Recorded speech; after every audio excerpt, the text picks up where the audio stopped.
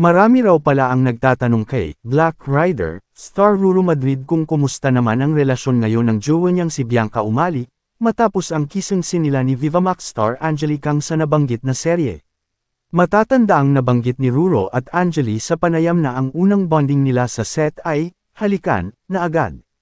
Sinabi pa ni Ruro na late na niya nasabi at naipagpaalam ito kay Bianca dahil walang signal sa lokasyon ng taping nila. Pero say pa ni Ruro, professional naman daw sila pagdating sa trabaho, basta't ipapaalam lang ang mga bagay-bagay.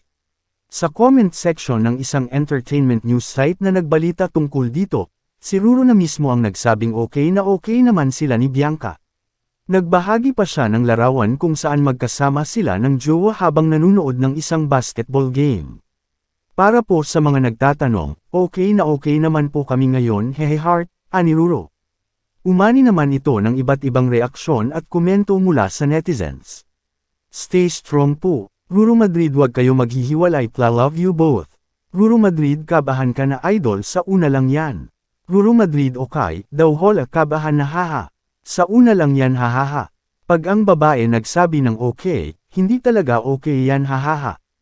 Well, sabi rin naman ni Angeli, trabaho lang at walang personalan.